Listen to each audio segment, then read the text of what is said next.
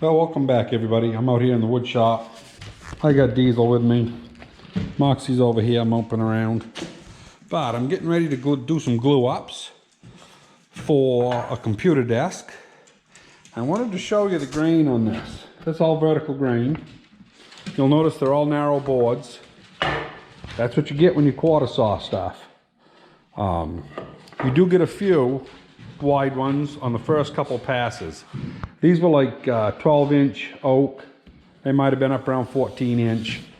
But I don't know if you can see that. The medullary rays are all showing in it. It's pretty nice looking stuff.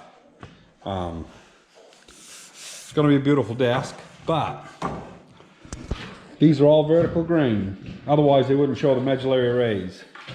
The reason for that is this is the only way that wood is stable. Really, really stable. This wood will never shrink this way. It only shrinks this way. That's why when you got a whole great big piece of wood, it always splits on the pie. So if you take them like this and do a glue up, it's stable, it doesn't move.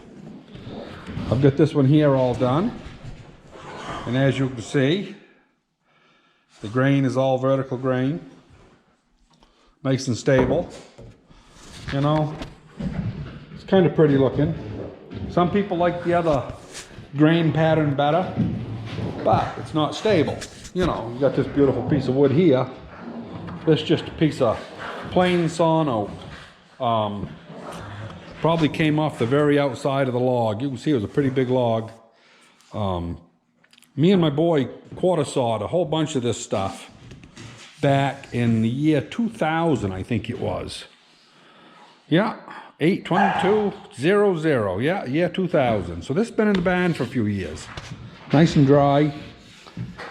It's only 4 foot because it was done on a bolter, and it was actually quarter sawn. We split the bolt, then we quartered them. He kept passing them back and forth and flipping them, and you end up with these nice boards. Just because it's vertical grain does not mean that it's quarter sawn. Because quarter sawn is a procedure. A lot of people don't understand that. They think vertical grain automatically means quarter sawn. You can get vertical grain without quarter sawing it, but you only get a couple pieces per log. Just the nature of the beast. If you want to get a lot of quarter sawn, which I like, or a lot of vertical grain, I should say, then you have to quarter saw. Or you have to rift saw, which is radially sawn, which has a lot of waste involved, but you can do it that way if you get the right size mill. My rift saw mill only makes clapboards. I got a 22-inch saw blade, so I don't have reach enough to do a big oak log. I wished I did. I could do some beautiful wood. But anyway, yeah, so we're getting ready. This here's some more pieces here all ready to go.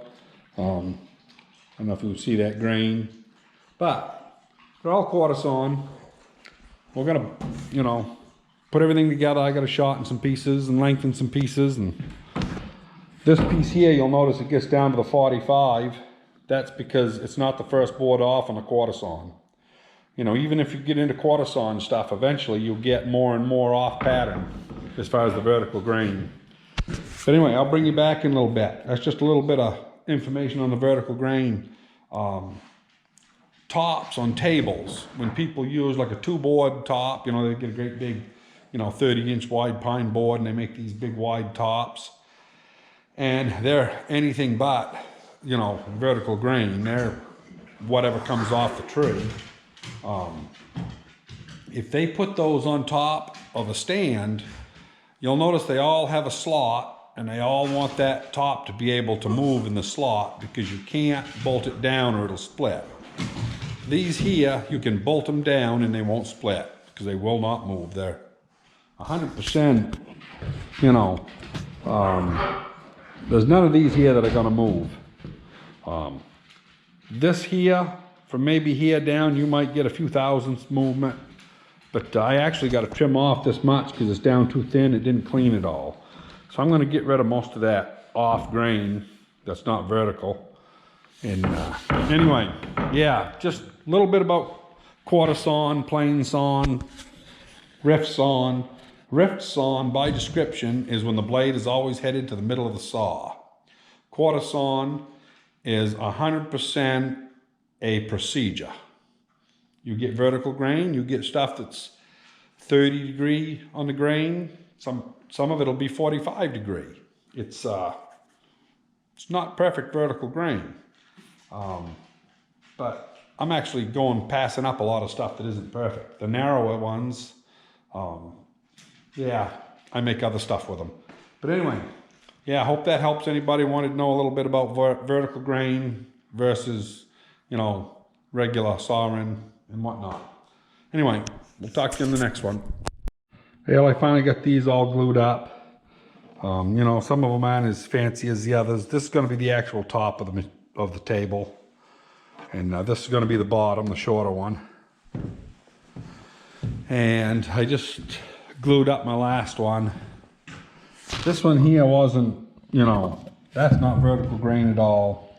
I was running short on long stuff that I could make a vertical grain out of. I probably got some, but the only problem is all my wood now is 1.5 inches.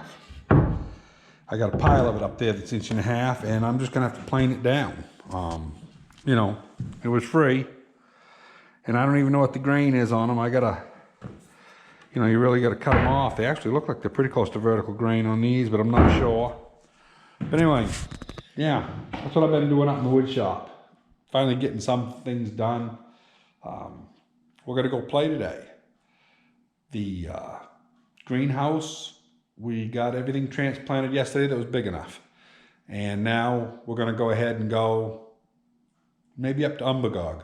Not sure, but we'll take the camera along. That's going up to Bethel, up beyond. And take the road to the left, which is what, Route 26. And that goes up actually to Colebrook, New Hampshire. But don't know if we're gonna go that far or not. We may go on up to Upton and head off to the left and drop back down and go to Berlin and Gorham, New Hampshire. Might do that route. We're just gonna go and just get off the farm for a day. Carol's been transplanting every day, you know, 7, 8 hours a day. So it doesn't look like much out there, but there's a lot of dibbling going on. So anyway, that's what we're up to. And yeah, we'll see you on the next one.